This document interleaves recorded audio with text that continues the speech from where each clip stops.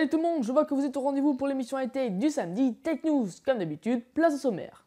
Au sommaire de ce quatrième épisode, nous allons évoquer l'arrivée de la mise à jour 4.4.3 d'Android aux États-Unis, mais pas que. Puis la deuxième actualité est la tablette Giga7 QV 1030 qui m'a vraiment marqué. Eh bien oui, l'opérateur américain a planifié le déploiement de la mise à jour mineure d'Android 4.4.3 aux États-Unis. Pourquoi je dis une mise à jour mineure? Tout simplement car elle ne va pas apporter d'amélioration physique visuelle, mais bien des améliorations techniques dans l'appareil, car depuis la mise à jour 4.4.2, plusieurs soucis dont une longue liste de bugs ont été causés par celle-ci. Tout d'abord, cette mise à jour est destinée à toute la gamme Nexus, à savoir la version 4, 5, 7 et 10, édition 2012 et 2013, puis les appareils Motorola tels que le Motorola Moto G ainsi que le Moto X, et pour finir les appareils Google Play Edition. Il s'avère que Google aurait déjà déployé cette mise à jour, mais que pour ses employés, tout simplement pour tester cette mise à jour, pour voir si elle est efficace ou non.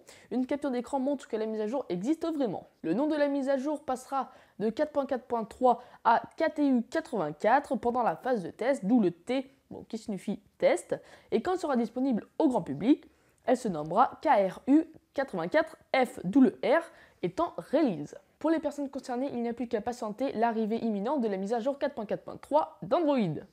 Comme tablette, cette semaine, nous retrouvons la Giga7 QV 1030. Autant vous dire qu'aujourd'hui, nous abordons du lourd. Elle possède un écran IPS de 10 pouces avec une résolution de 2560 par 1060. Par comparaison, cette tablette a une plus haute résolution que les iPad Retina d'Apple. Et pour finir, elle pèse 584 grammes. À l'avant de l'appareil, on retrouve une caméra faciale qui permet de filmer jusqu'à 720p et de prendre des photos jusqu'à 1,2 mégapixels. Au dos de l'appareil, il y a également un appareil photo, mais celui-ci permet de filmer jusqu'à 1080p et de prendre des photos de 8 mégapixels.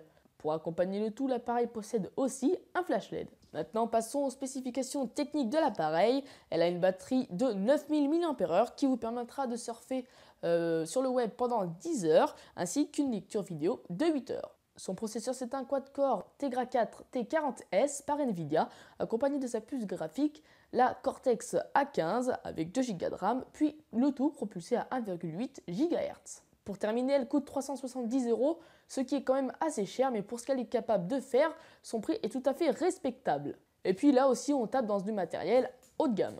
L'application du jour, c'est FireChat. Elle vous permet de parler à des inconnus. Bon, tout va bien. Et le jeu du jour, c'est Geometry Dash. C'est un super jeu de plateforme. Je le présenterai dans une prochaine vidéo très prochainement. J'espère que vous aurez apprécié cet épisode. Vous pouvez le liker ainsi que partager cette vidéo. Vous pouvez également vous abonner à eGame Info. Vous êtes plus de 300. On vous remercie tous. Allez, c'était Croatique en direct d'eGame Info. Salut tout le monde.